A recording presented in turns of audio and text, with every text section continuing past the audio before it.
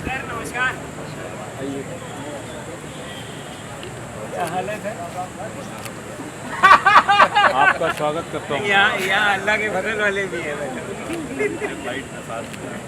इनको पहले मालूम पड़ गया था कि आप हमारे साथ खाना खाने के लिए, कि हमने आपको इनवाइट किया तो ये कह रहे थे हमें नहीं किया।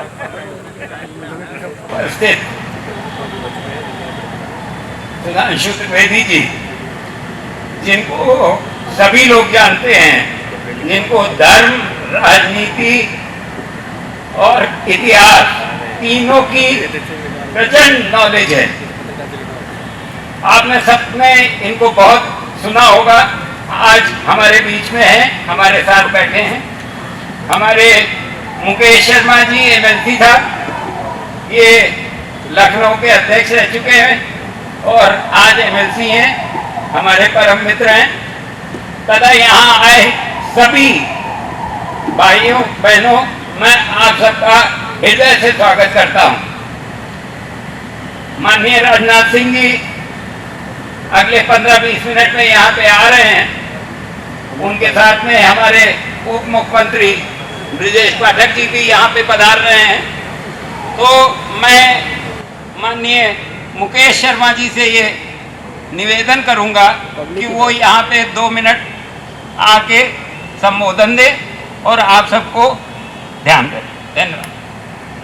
आज राज्यसभा सांसद आदरणीय संजय सेठ जी द्वारा आयोजित इस संवाद कार्यक्रम में मंच पर उपस्थित भारतीय जनता पार्टी के अत्यंत लोकप्रिय और वरिष्ठ नेता राज्यसभा सांसद आदरणीय सुधांशु त्रिवेदी जी, आदरणीय सांसद कार्यक्रम के आयोजक संजय सेठ जी, सामने बैठे पार्टी के हमारे मीडिया का कार्य देख रहे पार्टी के वरिष्ठ नेता आलोक अवस्थी जी, हम सब के बीच में उपस्थित राज्यसभा सांसद आदरणीय अशोक वाजपेयी जी, हम सब के मार्गदर्शक बहुत वरिष्ठ आदरणीय शिवशंकर अवस्थी जी, पूर्व एमएलसी अरविंद त्रिपाठी जी और आज के कार्यक्रम में उपस्थित सभी लखनऊ के वरिष्ठजन। सबसे पहले मैं आयोजक राज्यसभा सांसद आदरणीय संजय सेठ जी का बहुत आभार इस कार्यक्रम के लिए कि इस कार्यक्रम के माध्यम से उन्होंने हम सबको आपसे रूबरू होने का, आप सबसे मिलने का अवसर दिया। आज के कार्यक्रम के मुख्य अतिथि लखनऊ के सांसद और देश के यशस्वी रक्षा मंत्री माननीय राजनाथ सिंह जी, वो भी कुछ ही देरों में हम सब के बीच में होंगे। आज जहां संवाद कार्यक्रम में आप सब के बीच में हम सब एकत्रित हुए हैं और ये ऐसा समय है कि हम सब लोकसभा चुनाव बिल्कुल दहलीज पर है। 20 मई को लखनऊ में मतदान है और लोकतंत्र के महापर्व में इस लोकसभा चुनाव का अपना एक अलग महत्व होता है। और खासकर जो पिछले 10 वर्ष की जो चर्चा है, जिसमें देश में एक बड़ा बदलाव आया है माननीय मोदी जी के नेतृत्व में, स्टेज पे माननीय रक्षा मंत्री राजनाथ जी के नेतृत्व की सरकार में, और इसको अगर हम समराइज करें तो 2014 से पहले वास्तव में देश में जो चैलेंजेस थे, जिसको हो सकता है 10 वर्ष पुरानी बात हो, उसको हो सकता है हम भूल रहे हों, मगर 2014 से पहले बहुत बड़ा चैलेंज था कि हमारे देश में जो टेररिज्म था, कश्मीर से निकला हुआ टेररिज्म पूरे देश में अपने पैर फैला चुका था और कई आतंकी घटनाएं देश के अन्य हिस्सों में प्रारंभ हो गई थी।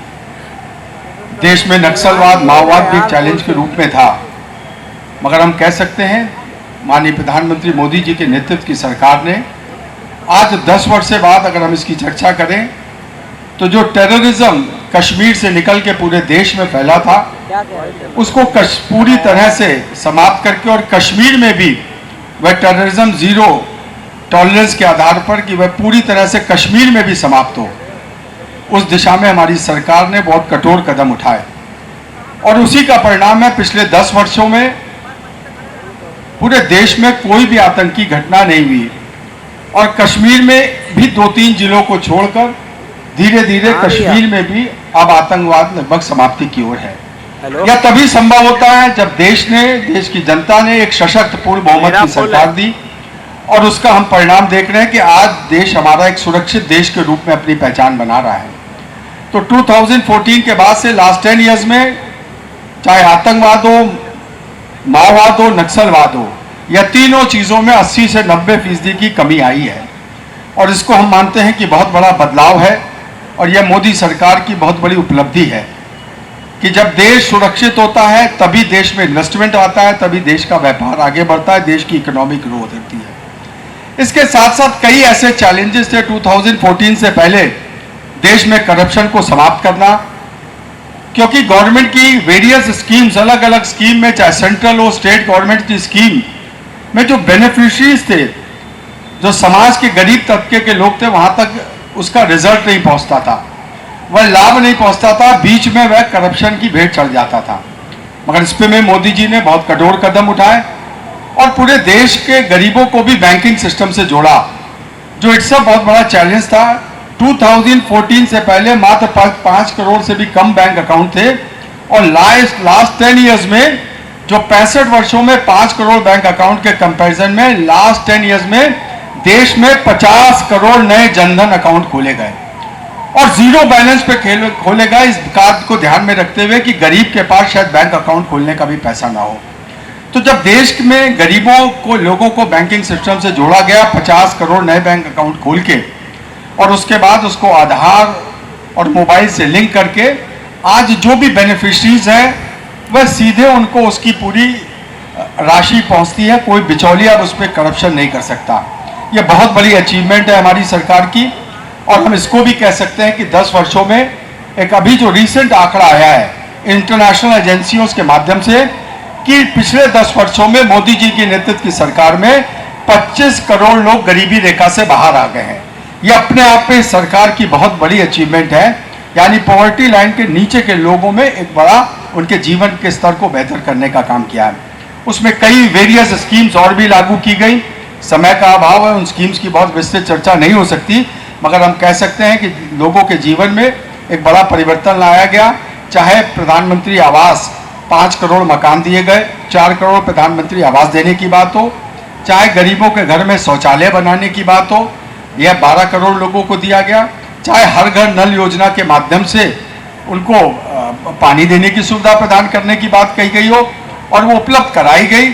और पूरे देश विश्व की सबसे बड़ी अगर स्वास्थ्य योजना अगर कहीं लागू है तो हमारे देश भारत में लागू की गई आयुष्मान योजना के माध्यम से उस गरीब के परिवार में, जब गरीब के परिवार में कोई बीमार हो जाता था और कोई बड़ा खर्चा आता था तो उसको अपना मकान या महिलाओं को जेवर बेचने पड़ते थे उस गरीब परिवार को। आज वह गरीब परिवार पूरी तरह से निश्चिंत है कि मोदी जी की सरकार है और मोदी जी की सरकार आयुष्मान योजना के जो बेनिफिशरीज हैं, जिनके पास आयुष्मान कार्ड है, उनको 5 लाख रुपए का मेडिकल इंश्योरेंस है, उनको कहीं नहीं जाना, वह कार्ड दिखाकर और अपना इलाज कराना है।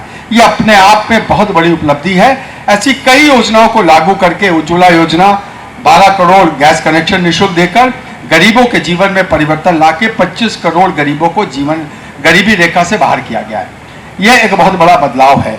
इसके साथ साथ अगर हम इकोनॉमी के साइज की बात करें, आज हमारे देश की इकोनॉमी बेहतर होना, उसके लिए भी गवर्नमेंट ने स्ट्रॉन्ग स्टेप्स उठाए हैं। चाहे उसमें कई स्टेप, चाहे जीएसटी की रेवेन्यू को बढ़ाना हो, आज जीएसटी की revenue per year 20 lakh crore से ऊपर की है। इन सब के माध्यम से इनकम टैक्स पेयर्स जो हैं वो 10 डबल हो गए हैं।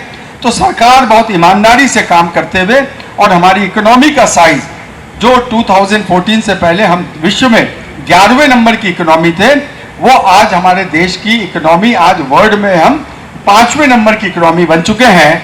और जिसको मोदी जी इस बात को कंटिन्यू करते हुए आगे यह भी कहते हैं कि मोदी जी के तीसरे कार्यकाल में हमारे देश की इकोनॉमी 5वें से तीसरे नंबर पर पहुंच जाएगी। यह कॉन्फिडेंस हमारे प्रधानमंत्री मोदी जी का है। पूरे देश में एक बड़ा बदलाव है और मैं कह सकता हूं कि उत्तर प्रदेश में भी माननीय योगी जी के नेतृत्व में उत्तर प्रदेश की छवि के बारे में 2017 से पहले जब योगी जी की सरकार बनी, यह इट्सेल्फ बहुत बड़ा चैलेंज है। उत्तर प्रदेश को देखा जाता था बहुत पिछड़ा प्रदेश, यहाँ पर लॉ एंड ऑर्डर की स्थिति खराब है, करप्शन है बहुत। मगर 2017 के बाद लास्ट 7 ईयर्स में मैं कह सकता हूँ और आप भी इस बात को महसूस करते होंगे कि आज उत्तर प्रदेश भी एक सुरक्षित प्रदेश है। उत्तर प्रदेश में आज पिछले 7 वर्षों में एक भी दंगा नहीं हुआ है। आज उत्तर प्रदेश में इन्वेस्टमेंट आ रही है और जब इन्वेस्टमेंट आती है कोई भी इन्वेस्टर 2-3 चीजें बहुत महत्वपूर्ण तरीके से देखता है। सबसे पहले कि उस प्रदेश में कानून व्यवस्था अच्छी हो, लॉ एंड ऑर्डर की व्यवस्था अच्छी हो, और उसके साथ दूसरी व्यवस्था बिजली की व्यवस्था अच्छी हो, और तीसरा इंफ्रास्ट्रक्चर बेहतर हो।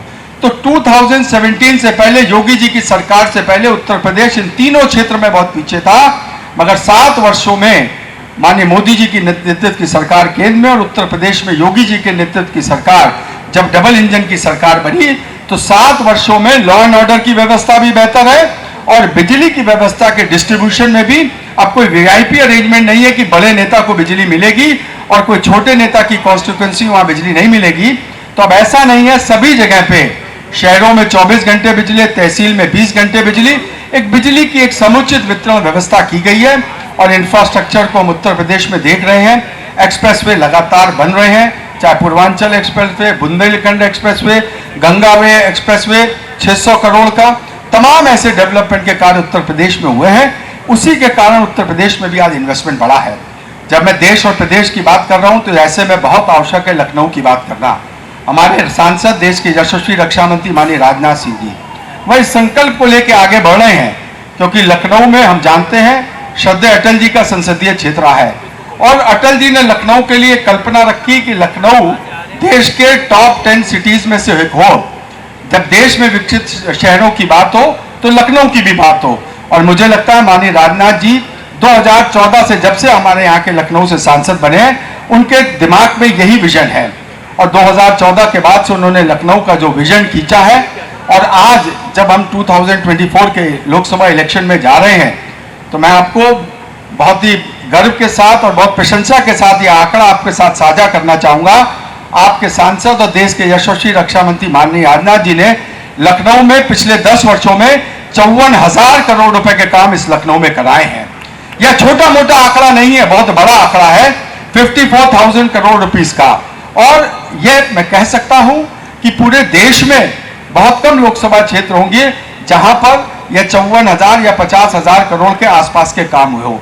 उसका कारण है माननीय रक्षा मंत्री जी का व्यक्तित्व, एक बड़े नेता है और केंद्र और उत्तर प्रदेश सरकार में, क्योंकि लखनऊ में वे अध्ययन करके लखनऊ में क्या आवश्यकता थी, आने वाले वर्षों में कैसा लखनऊ एक विकसित लखनऊ हो, और श्रद्धेय अटल जी के सपनों को साकार करने की कल्पना को लेकर जो उन्होंने लखनऊ का खाका खींचा और लखनऊ में एक आउटर रिंग रोड का प्लान किया।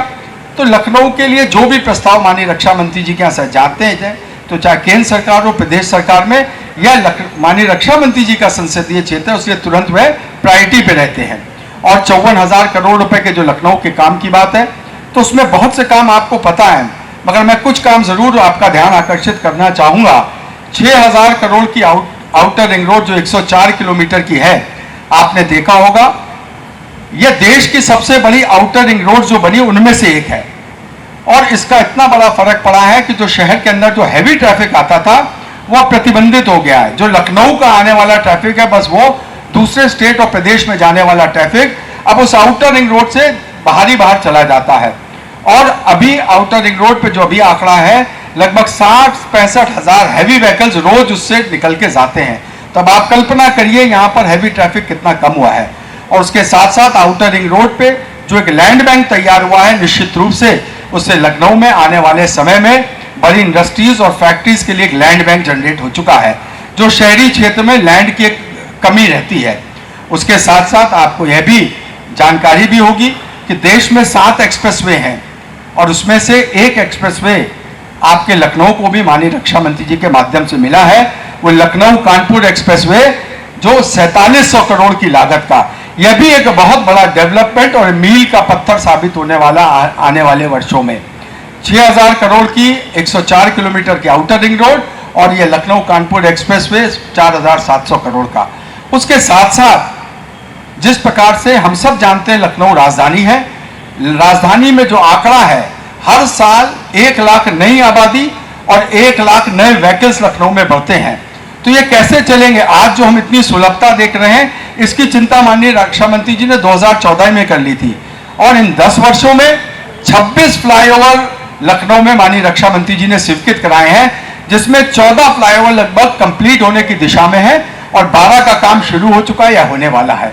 मैं पूरे विश्वास के साथ ये बात कह सकता हूं, पूरे देश में शायद ही बहुत कोई कम संसदीय क्षेत्र होगा जहां पर 10 वर्षों में 26 फ्लाईओवर बन जाए। ये बहुत बड़ा आंकड़ा है। आप 5 विधानसभा जो लखनऊ लोकसभा की हैं, उनमें कहीं भी आप चले जाइए, मध्य विधानसभा के रहने वाले होंगे, पश्चिम विधानसभा, सब जगह ब्रिजेस बन गए, चाहे लाल कुएं का पुल हो, चाहे मेडिकल कॉलेज नखास का पुल हो, चाहे अभी मुंशी पुलिया का पुल हो, चाहे खुर्रम नगर के पुल का काम चल रहा है। आज अंदर का जो शहर के अंदर का आवागमन है, जो ब्रिजेस बने हैं उनसे बहुत मूवमेंट ईजी हो गया है। तो ये अपने आप में इस सरकार की बहुत बड़ी अचीवमेंट है और उसके लिए मैं पूरे विश्वास के साथ कह सकता हूं, माननीय रक्षा मंत्री जी के पास देश की इतनी बड़ी जिम्मेदारी 2014 से 19 तक तो वह गृह मंत्री की जिम्मेदारी थी और 19 से 24 तक आज वे रक्षा मंत्री के दायित्व पे हैं। देश की बहुत महत्वपूर्ण जिम्मेदारी, लोकसभा में उपनेता भी हैं, मगर मैं पूरे जिम्मेदारी के साथ ये बात कहता हूं और आप भी इस बात को महसूस करते होंगे कि माननीय जी जो भी देश के लिए करते हैं, मगर हर दिन और हर पल उनके दिल में लखनऊ बसता है और लखनऊ वासियों की वो चिंता करते हैं। तभी लखनऊ का इतना बड़ा खाका डेवलपमेंट का उन्होंने खींचा है, जो मैं कह रहा था, चाहे आउटर रिंग रोड हो, चाहे 26 ब्रिजेज हो। उसके अलावा लखनऊ में आपको यह भी पता होगा कि ब्रह्मोस की यूनिट भी, एक मैन्युफैक्चरिंग यूनिट भी यहाँ पे बहुत जल्द प्रारंभ होने जा रही है। उसका काम भी फर्स्ट फेज का काम खत्म होने वाला है। डीआरडीओ की आर्मी की वर्कशॉप का एक जो है यूनिट प्रारंभ हो गई है अमौसी एयरपोर्ट के नीचे के मेट्रो स्टेशन के बगल में, और दूसरी नादरगंज का काम चल रहा है। इसके साथ साथ तमाम ऐसे विकास कार्य हैं। लखनऊ में लोग स्वस्थ रहें, उसके लिए एक डिमांड थी कि कुछ ओपन पार्क में ओपन जिम लग जाए। लखनऊ में 270 ओपन जिम भी लखनऊ में स्वीकृत हो गए, बहुत तेजी से काम चल रहा है। हर वार्ड में 3-4 ओपन जिम मिल जाएंगे, तो कोई भी फ्री ऑफ कॉस्ट अपनी उस ओपन जिम की फैसिलिटी का एक आनंद ले सकता है। आप कहीं भी चले जाइए लखनऊ में आज निश्चित रूप से विकास का एक बड़ा खाका माननीय रक्षा मंत्री जी के माध्यम से खींचा हुआ है। इस नजाकत और नफासत वाले लखनऊ को माननीय रक्षा मंत्री जी ने एक आधुनिक लखनऊ के रूप में आज विकसित किया है और मुझे लगता है वो माननीय श्रद्धेय अटल जी की जो कल्पना थी उसी को लेकर आगे बढ़ रहे हैं। तो जब माननीय रक्षा मंत्री जी ने इतना काम किया और इसको हम महसूस भी कर रहे हैं, तो मेरा आज से जब आप सब प्रबुद्ध जन यहाँ पर एकत्रित है, मैं आप सबसे एक आग्रह जरूर करना चाहूँगा। माननीय रक्षा मंत्री जी ने तो अपने हिस्से का बहुत काम कर दिया है हम सब लोगों के लिए, लखनऊ वासियों के लिए, मगर ऐसे में हम सबको भी कुछ जिम्मेदारी एक लेनी पड़ेगी कि हम सब के लिए बहुत बड़ा एक चैलेंज आ गया है कि वोटिंग परसेंटेज लगातार कम होना, और वोटिंग परसेंटेज के लिए हम सब लोगों को 100% वोटिंग करनी चाहिए, यानी 100% मतदान करना चाहिए। डेमोक्रेसी को मजबूत करने के लिए लोकतंत्र के इस महापर्व में हर व्यक्ति को अपना वोटिंग राइट का उपयोग करना चाहिए। मगर कहीं ना कहीं कई बार क्या होता है कि वोटिंग परसेंटेज पिछली बार भी लखनऊ का लगभग 54-55% था।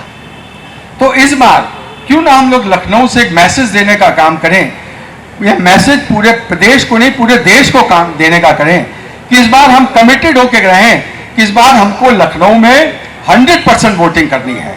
इस वोटिंग की हम प्लान करके, क्योंकि उससे पहले एक सैटरडे संडे भी पड़ रहा है, मंडे को वोटिंग है, ये हमारे लिए हमारे लिए एक चिंता का विषय हो गया है। कई लोग इस 3 दिन को कंटिन्यूएशन में एक सेलिब्रेशन मोड में ना आ जाएं, मगर लखनऊ के लोग बहुत जिम्मेदार लोग हैं, मुझे पूरा विश्वास है।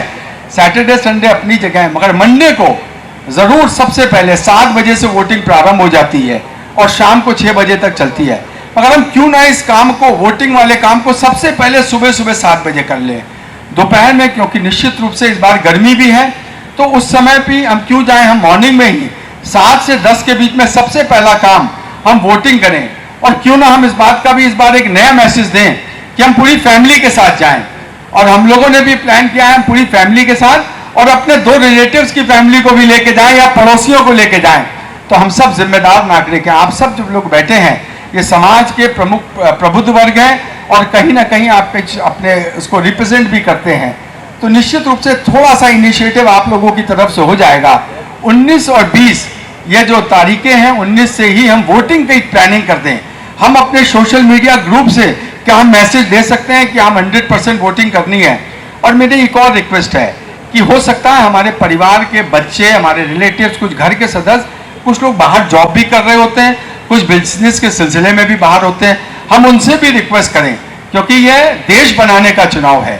ये 2047 का माननीय प्रधानमंत्री जी ने विजन रखा है, ये विकसित भारत का विजन है, ये भारत को और आगे ले जाने का विजन है। को एक पूरे उत्सव के रूप में मनाएं कि हर घर में हर सदस्य को वोट करना है, और वोट करने के बाद हम उसको सोशल मीडिया पे पोस्ट जरूर करें कि मैंने अपना वोट अपने परिवार के साथ किया है और पूरे अपने परिवार के साथ उस सेल्फी को, उस पोस्ट को अपलोड करें, तो आपका किया हुआ नीचे अपलोड और ये मैसेज नीचे तक जाएगा और लोग भी प्रेरित होंगे।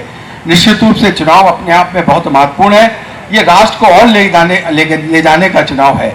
ये भारत को सुरक्षित रखने का चुनाव है। 2014 से पहले बहुत से यूथ हैं, वो 2014 की पहले की परिस्थिति उनको शायद याद ना हो।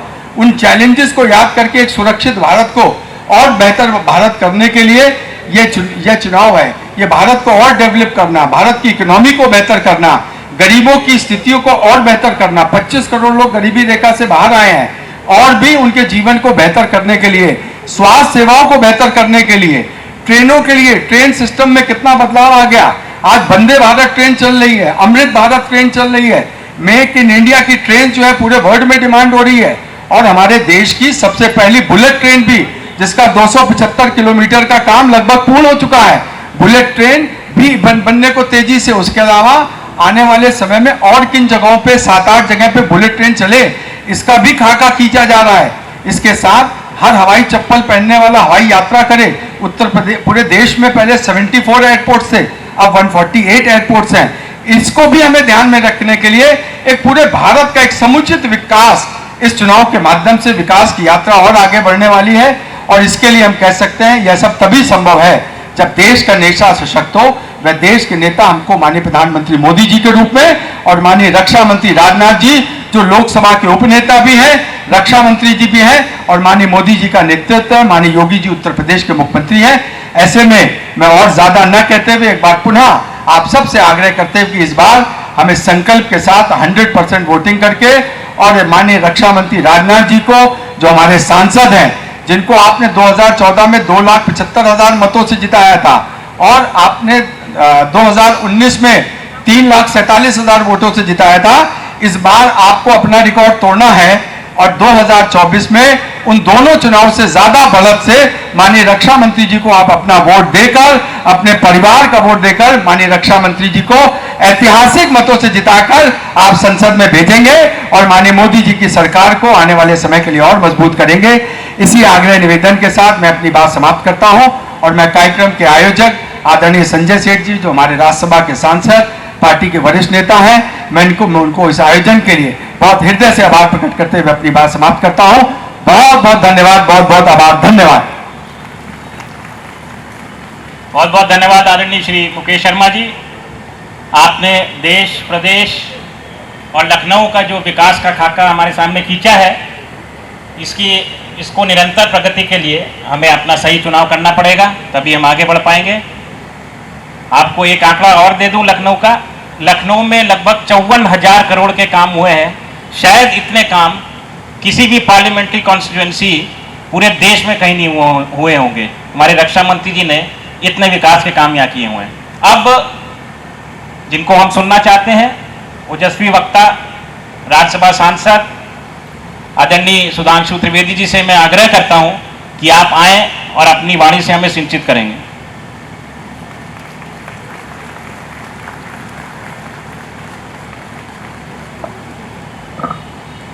मंच पर विराजमान भाजपा लखनऊ महानगर के पूर्व अध्यक्ष और एमएलसी मुकेश शर्मा जी, राज्यसभा सदस्य आदरणीय डॉक्टर अशोक वाजपेयी जी, विधान परिषद सदस्य विजय पाठक जी, आलोक अवस्थी जी, शिवशंकर अवस्थी जी, अरविंद त्रिपाठी जी। और कोई भी अनुष्ठान तब तक पूर्ण नहीं होता जब तक ये ना कहा जाए स्थान देवताभ्यो नमः। तो जिनके स्थान पर बैठे हुए हैं हमारे वरिष्ठ साथी राज्यसभा सदस्य आदरणीय संजय सेठ जी, और इस परिसर में उपस्थित सभी सम्मानित बहनों और भाइयों, अभी मुकेश जी ने आपको चुनाव और चुनाव के संदर्भ में हम सब की क्या आवश्यकताएं और भूमिकाएं हैं इनके विषय में बताया।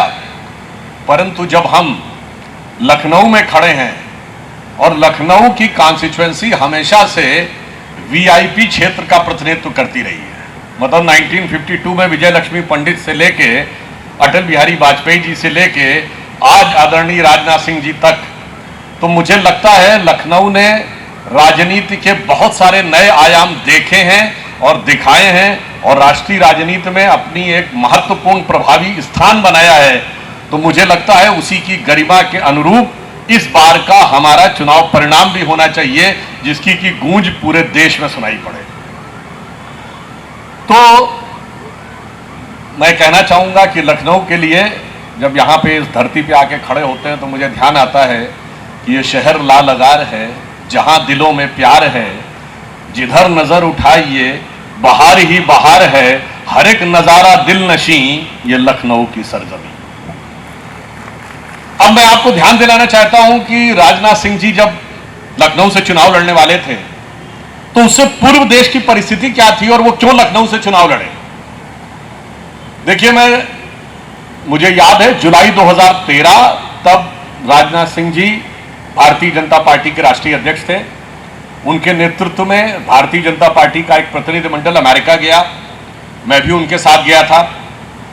वहां पे अनेक फॉरेन कमिटीज के चेयरमैन, इकोनॉमिक कमिटीज के चेयरमैनों से मुलाकात हुई, सीनेट के चेयरमैन से मुलाकात हुई, बड़े बड़े थिंक टैंक से मुलाकात हुई, और उस समय एक वातावरण पूरे भारत के बारे में यह बना हुआ था कि जैसे सब कुछ खत्म हो गया है, आर्थिक दृष्टि से भारत में कोई संभावना नहीं दिख रही है। मुझे अच्छी तरीके से याद है उस समय यूएस सीनेट के चेयरमैन के साथ मुलाकात थी और एक बहुत बड़े थिंक टैंक के चेयरमैन के साथ मुलाकात थी, तो उन्होंने राजनाथ जी से यह कहा, the success story of India is over. क्योंकि अटल जी के टाइम में 2003-4 में आपको याद हो ग्रोथ रेट भारत की बहुत तेजी से आगे बढ़ी थी, तो इंटरनेशनल लेवल पे एक माहौल बनना शुरू हुआ था कि there is a success story in India.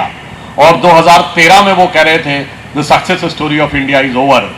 तब माननीय राजनाथ सिंह जी ने उनसे कहा विश्वास के साथ और दृढ़ता के साथ, the success story of India is not over, success story of India is waiting for BJP under leadership of Modi ji to come into power. और आपने देखा कि वो पावर में आने के बाद बदलाव क्या हुआ, इस विषय पर हम लोग आगे बात करेंगे। पर अभी आप हाल ही में देखिए, हम 5th लार्जेस्ट इकोनॉमी बने, ये बड़ी बात नहीं है। इंडियन स्टॉक एक्सचेंज में रेमिटेंस चाइना के स्टॉक एक्सचेंज से बेहतर हुआ है पिछले क्वार्टर में। बीच में नहीं आना रहा, ठीक है ना, मेरे सामने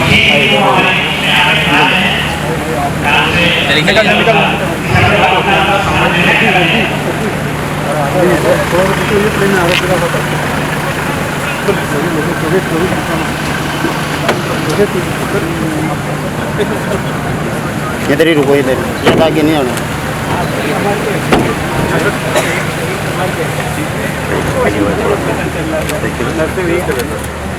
पीछे पीछे चलते रहो, पीछे पीछे चलिए चलिए चलो चलो चलो चलो चलो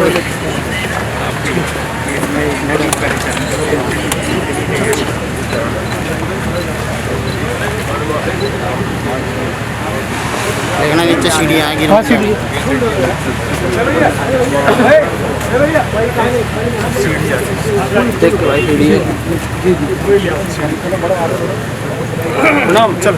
चलो चलो भाई चलो चलो चलो चलो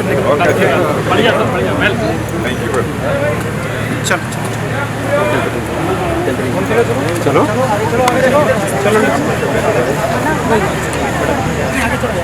हमारे बीच में माननीय जी का आगमन हो चुका है। मैं आप सबसे अनुरोध करूंगा, कृपया अपनी सीट पे खड़े होकर तालियां बजा के करतल ध्वनि से हम लोग माननीय जी का स्वागत वंदन करेंगे। हमारे बीच में माननीय जी पधार चुके हैं और आप सबसे अनुरोध करूंगा एक बार करतल ध्वनि से आप ताली बजाकर हमारे माननीय जी का स्वागत करेंगे।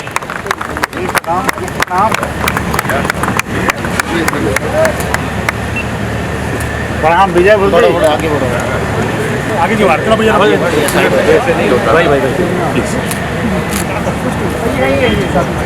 क्या कर रहे हैं जो आप ढकेल लो। अरे भाई अरे भाई भाई अरे भाई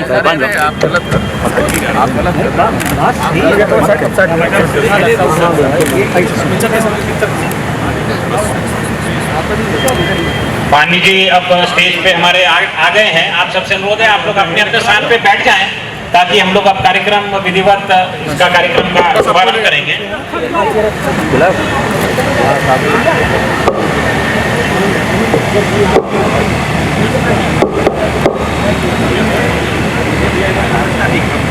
हमारे बीच में डिप्टी सीएम आदरणीय ब्रिजेश पाठक जी का भी आगमन हो गया है। मैं अनुरोध करूंगा आप भी अपना स्थान आके मंच पे ग्रहण करेंगे।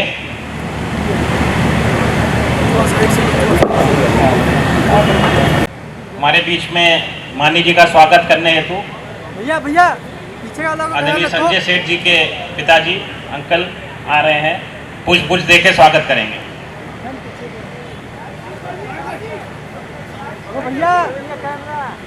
भैया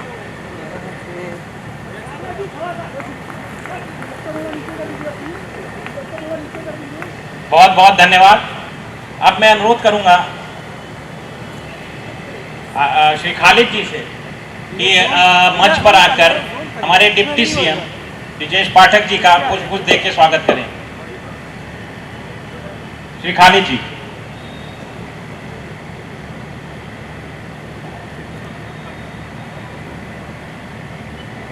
हमारे आदरणीय श्री डिप्टी सीएम ब्रिजेश पाठक जी का आप स्वागत करेंगे पुष्प दे के।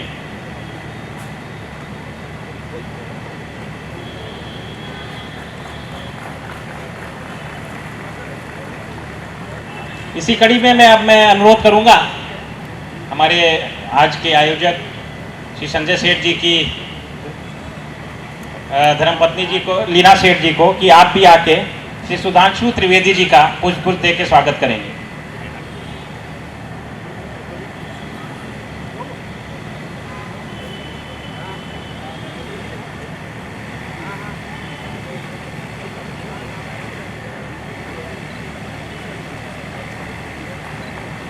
इसी कड़ी में मैं अनुरोध करूंगा कि हमारे संजय सेठ जी के साहबजादे कुणाल सेठ जी से कि वो आएं और हमारे मुकेश शर्मा जी का पुष्प दे के स्वागत करें, और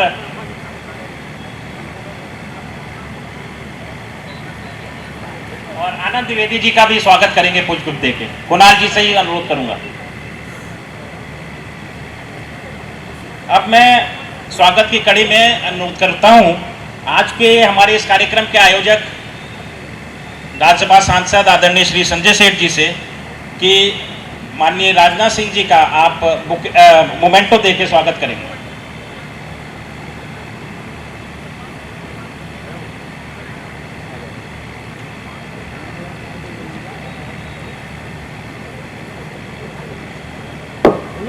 भैया आदरणीय संजय सेठ जी से मेरा अनुरोध है कि श्री सुधांशु त्रिवेदी जी का भी आप मोमेंटो देके स्वागत करेंगे। ब्रिजेश पाठक जी का आप मोमेंटो देके आप स्वागत करेंगे।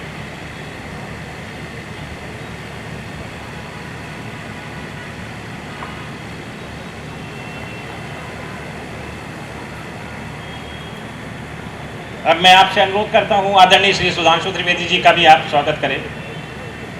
इसी कड़ी में मैं संजय सेठ साहब से कहूंगा कि आप हमारे महानगर के अध्यक्ष श्री आनंद द्विवेदी जी का भी आप स्वागत करिए।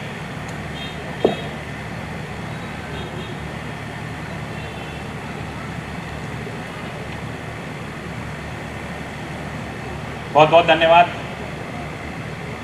अब मैं अनुरोध करता हूं श्री संजय सेठ जी से कि आप अपना स्वागत भाषण करेंगे।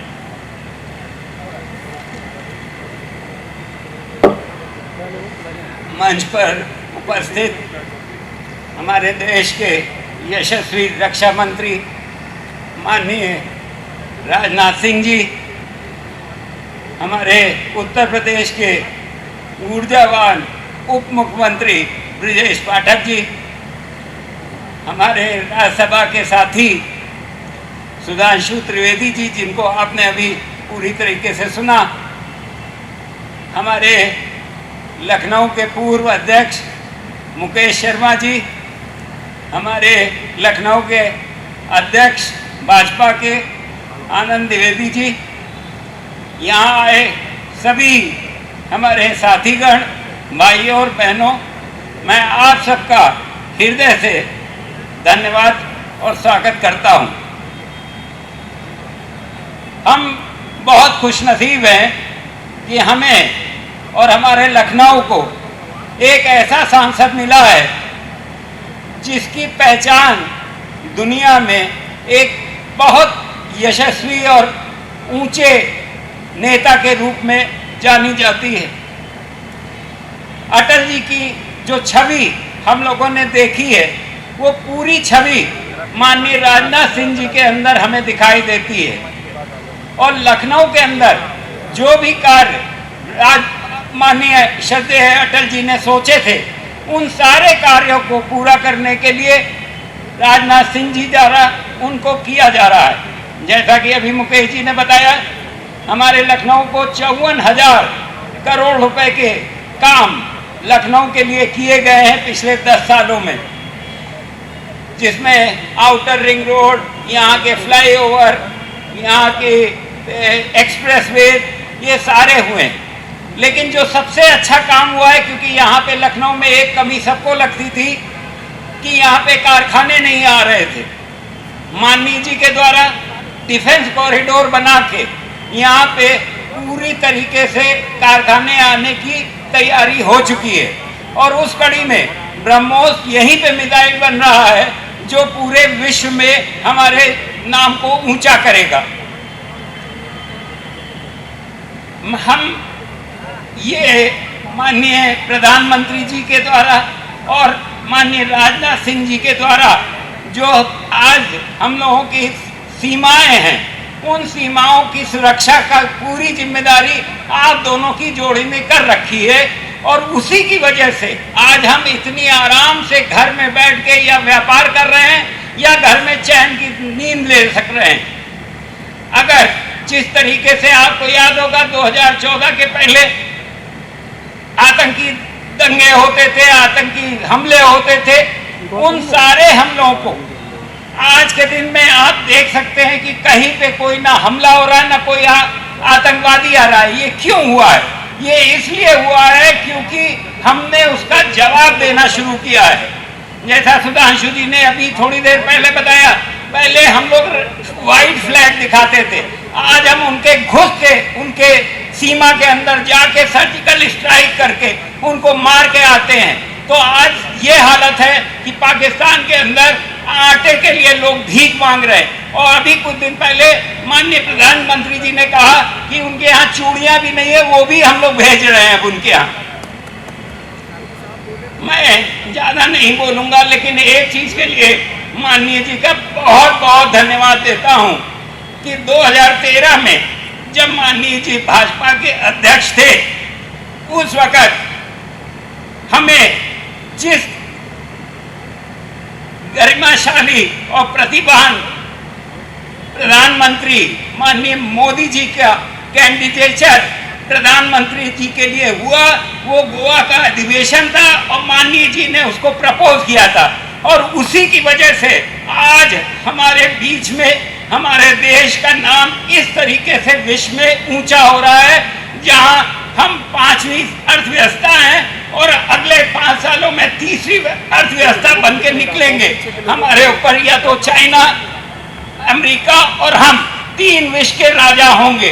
तो ये इसीलिए हो पाया है और क्योंकि उस वक्त माननीय जी के द्वारा जो डिसीजन किया गया वो इतना सटीक डिसीजन था कि आज हमारे पूरे देश में कमल खिला हुआ है।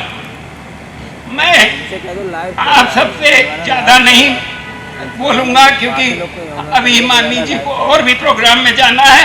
मैं यहीं पे अपनी वाणी को विराम देता हूं और आप सबके आने का बहुत बहुत धन्यवाद देता हूं। बहुत बहुत धन्यवाद संजय भैया। अब मैं अनुरोध करूंगा हमारे डिप्टी सीएम आदरणीय श्री ब्रिजेश पाठक जी से कि वो अपना आशीर्वचन दें हमको। भारत माता के, लखनऊ लोकसभा के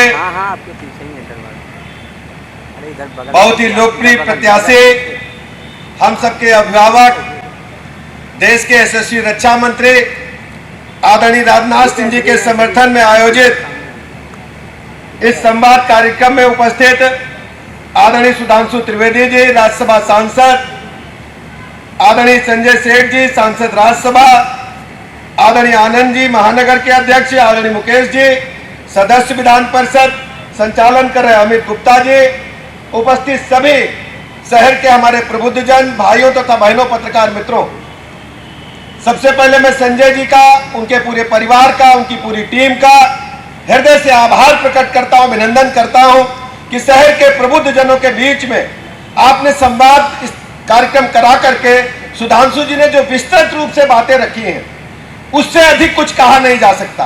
भारतीय जनता पार्टी ने, माननीय रक्षा मंत्री राजनाथ सिंह जी ने लखनऊ को पूज्य अटल जी के सपनों को पूरा करने के लिए सारे यत्न किए हैं।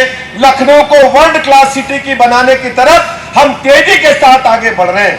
मैं ऐसे अवसर पर आप सबका हृदय से आभार प्रकट करता हूं, अभिनंदन करता हूं।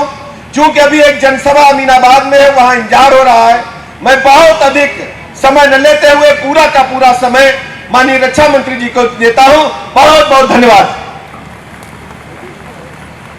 बहुत बहुत धन्यवाद आदरणीय जी।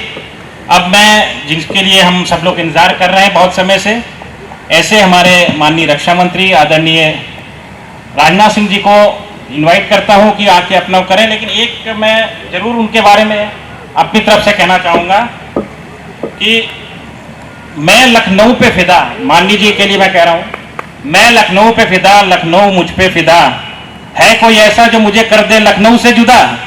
तो ऐसे हमारे माननीय जी हैं। अब हम इनको लखनऊ से नहीं छोड़ने वाले, और ये लगातार इस बार तो बड़े वोट से जीतेंगे ही, आगे भी हम लोग को इनको सहेज के रखना है।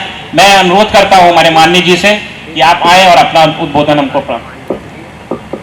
मैं आप सभी से क्षमा चाहूँगा कि मैं खड़े होकर अपने विचार व्यक्त नहीं कर पा रहा हूँ, क्योंकि आंध्र प्रदेश में एक रैली को संबोधित करने के, मेरी आवाज़ पहुँच रही है नहीं पीछे,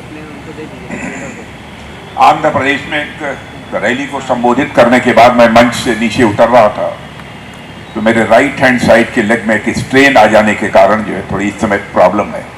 2 मिनट भी खड़े होकर मैं बोलता हूँ तो हमारी इसमें पेन, सीवियर पेन शुरू हो जाता है, इस कारण मैं नहीं बोल पा रहा हूँ। आप सबसे मैं क्षमा चाहता हूँ, विलंब से आया हूँ, इसके लिए भी मैं आप सबसे क्षमा चाहता हूँ। हमारे उत्तर प्रदेश सरकार के उप मुख्यमंत्री श्रीमान ब्रजेश जी पाठक और हमारे देश के जाने माने इंटेलेक्चुअल सांसद राज्यसभा श्री सुधांशु जी त्रिवेदी, सांसद राज्यसभा श्री संजय सेठ जी और श्री अमित गुप्ता जी, श्रीमान दिवाकर जी त्रिपाठी, यहाँ मौजूद सभी सम्मानित देवियों व सज्जनों, आप लोग केवल राजनीतिक दृष्टि से ही जागरूक नहीं हैं, बल्कि मैं जानता हूं सामाजिक, राजनीतिक और सांस्कृतिक हर दृष्टि से जागरूक लोग यहां पर बैठे हैं। मुझे कोई बहुत लंबी चौड़ी बात करने की भी कोई आवश्यकता नहीं है, लेकिन इस समय सारे देश में चुनाव चल रहा है। स्वाभाविक है चुनाव को लेकर यदि कहीं पर कोई सार्वजनिक सभा होगी, कहीं पर कोई गोष्ठी होगी, तो बात की शुरुआत यदि होनी चाहिए तो राजनीति से ही होनी चाहिए। मैं आपको अपनी तरफ से यकीन दिलाना चाहता हूं कि मैंने जीवन में यदि राजनीति की है तो केवल चुनावी कामयाबी हासिल करने के लिए राजनीति नहीं की है। हमने अपने जीवन में यदि राजनीति की है तो यह देश बनाने के उद्देश्य को ध्यान में रखकर अपने जीवन में राजनीति की है। मैं जानता हूं कि जो मैं कह रहा हूं इस पर आपको यकीन नहीं होगा, जल्दी यकीन होना भी नहीं चाहिए, लेकिन मैं बहुत जो कुछ भी मैं बोल रहा हूं सोच समझकर मैं बोल रहा हूं। लेकिन आजकल यह धारणा बनी हुई है कि राजनीतिक क्षेत्र में जो काम करने वाले लोग होते हैं, सामान्यतः जब भी चुनाव का समय होता है जनता से तरह तरह के वादे करते हैं, तरह तरह के आश्वासन उनको देते हैं, और बाद में जनप्रतिनिधि चुने जाने के बाद उन सारे वादों को भूल जाते हैं। लेकिन मैं अपने बारे में मैं कहना चाहता हूं, अपने राजनीतिक जीवन में जब भी मैं चुनाव लड़ा हूं, कभी कोई जनता के साथ मैंने वादा नहीं किया है,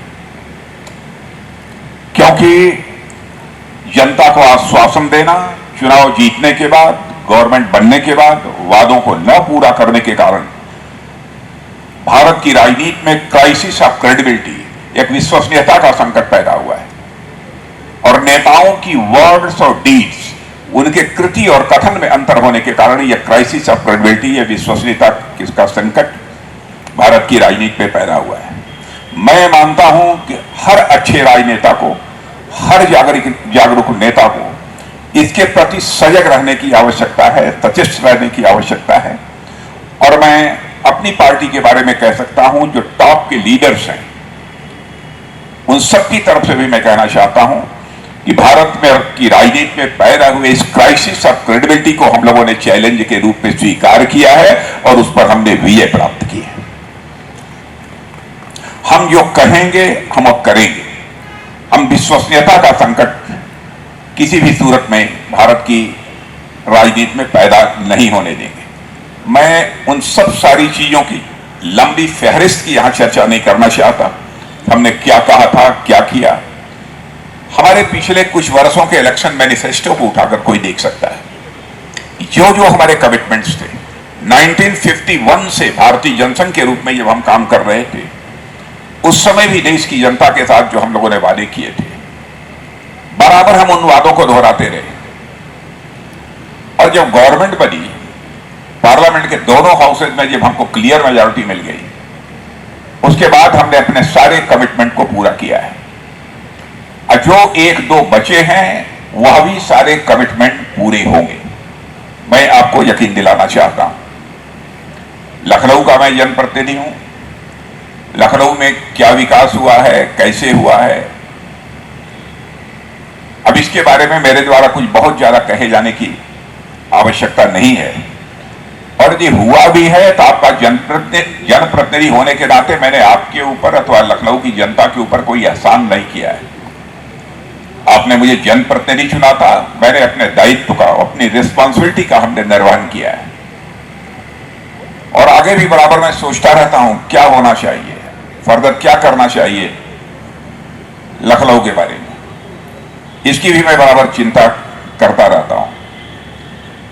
मैं 60 में अपनी बात कह रहा हूं, बीच में आपको क्रम टूटा हुआ भी, टूटने का भी आपको एहसास होगा। आजकल बहुत सारी पॉलिटिकल पार्टीज जनता के बीच में कंफ्यूजन क्रिएट करना चाहती हैं भारतीय जनता पार्टी को लेकर। बड़ा प्रश्न है कि भारतीय जनता पार्टी आने के बाद जो आरक्षण को समाप्त कर देगी। मैं आपको यकीन दिलाना चाहता हूं कि फिलहाल आरक्षण समाप्त करने का तो कोई प्रश्न ही नहीं खड़ा होता। यह भी कहा जा रहा है भारतीय जनता पार्टी आएगी तो संविधान में संशोधन कर देगी। मैं आपको याद दिलाना चाहता हूं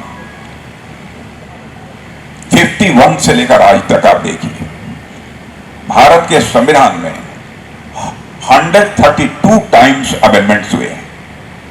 इसमें मोर देन 90 टाइम्स अमेंडमेंट यदि किसी ने किया है तो कांग्रेस ने किया है।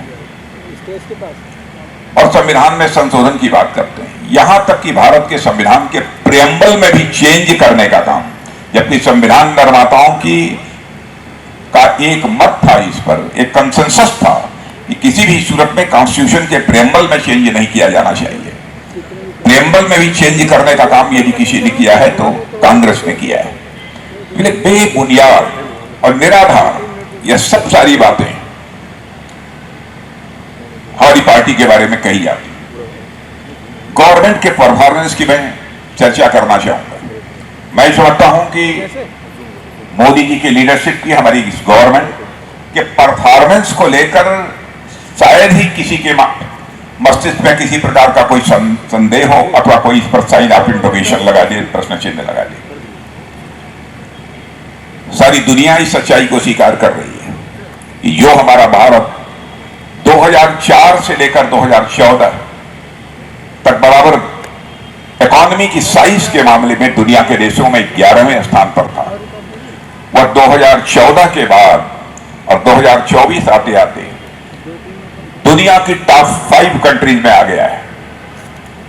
और दुनिया की मानी जानी जो फाइनेंशियल इंटरनेशनल फाइनेंशियल फर्म्स हैं वह भी यह दावा कर रही हैं कि भारत की जैसी पॉलिसीज हैं और भारत जैसे तेजी के साथ आगे बढ़ रहा है, इस सच्चाई को नकारा नहीं जा सकता है कि 2027 आते आते भारत की इकोनॉमी दुनिया के टॉप 3 कंट्रीज में आकर खड़ी हो जाएगी।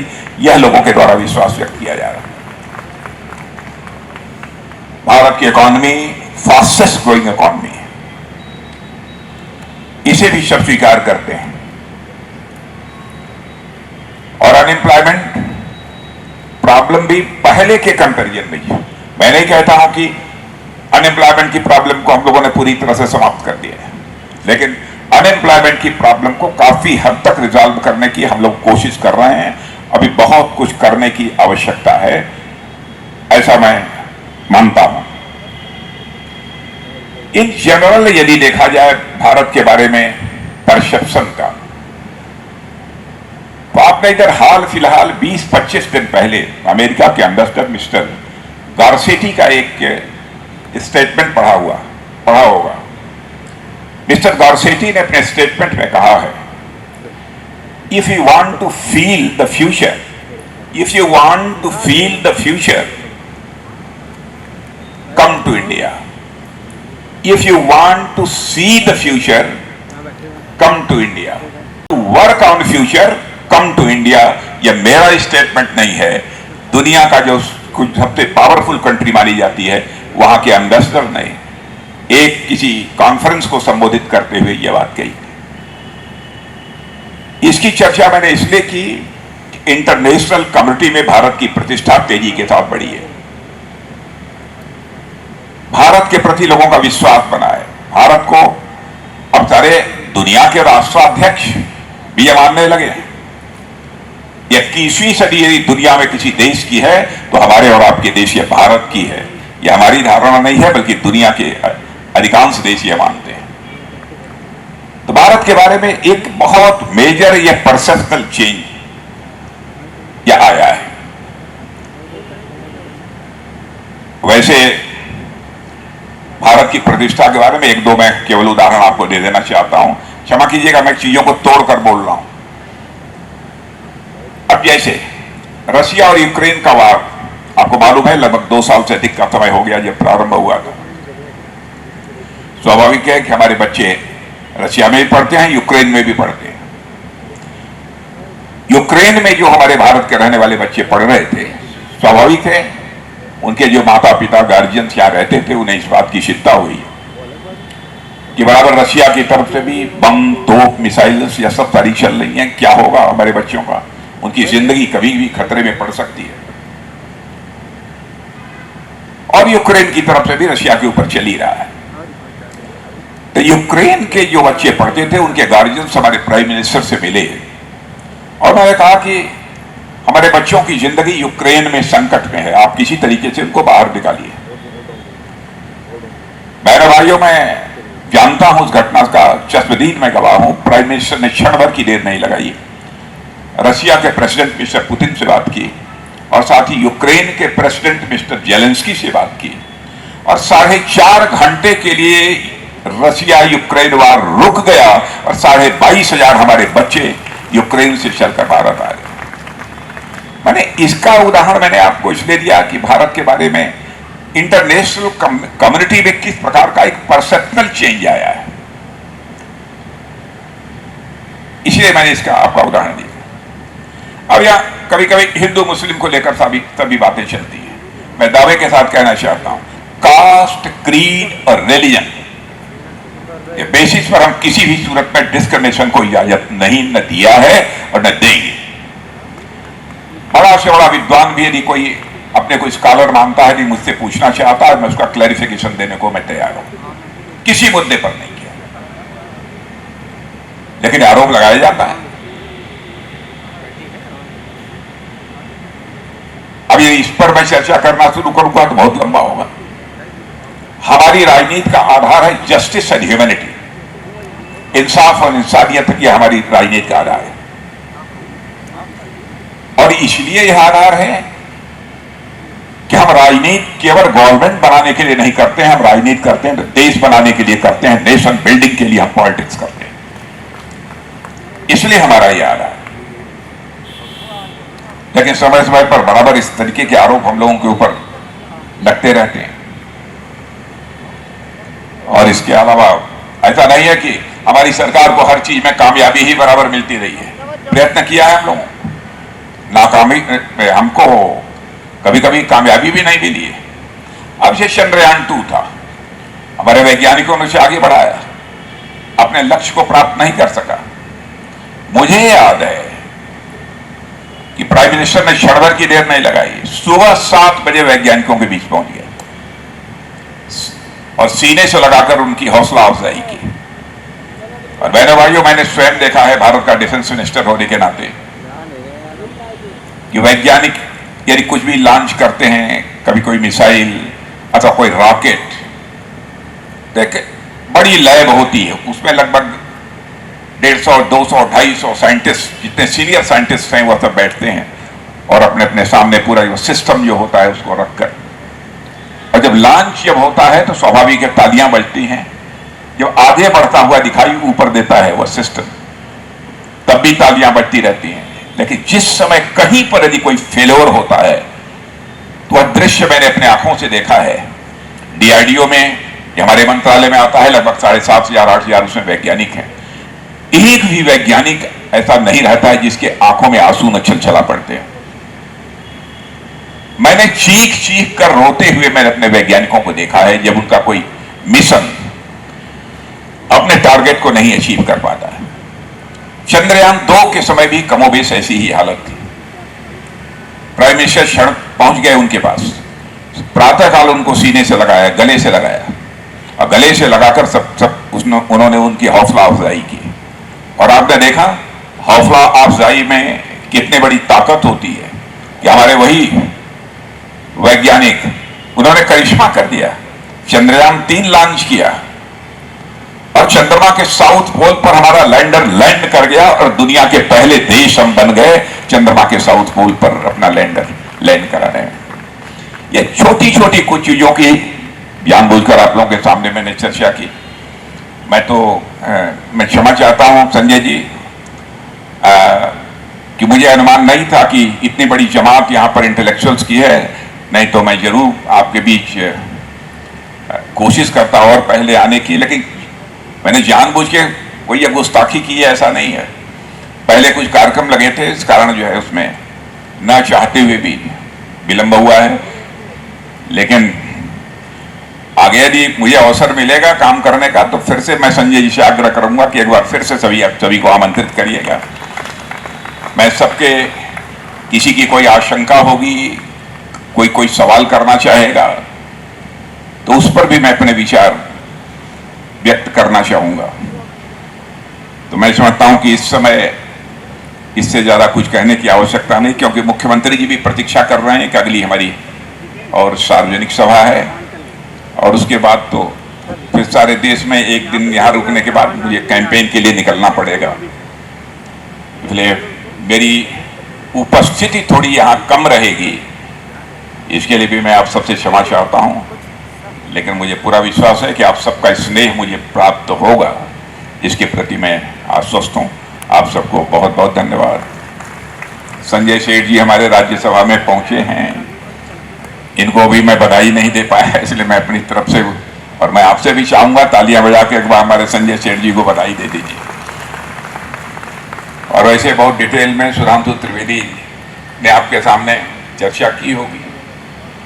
सुधांशु त्रिवेदी की भारत में गजब की एक अपनी इमेज है। कोई भी ऐसा प्रश्न नहीं है जिस प्रश्न का उत्तर सुधांशु त्रिवेदी के पास न हो। एक ऐसे इंटेलेक्चुअल्स में इनकी रिकॉग्निशन होती है, अपोजिशन भी हो, वह भी इनको सम्मान के नज़रिए से देखता है। हमारे लखनऊ के लिए सौभाग्य की बात है। आप सबको बहुत बहुत धन्यवाद।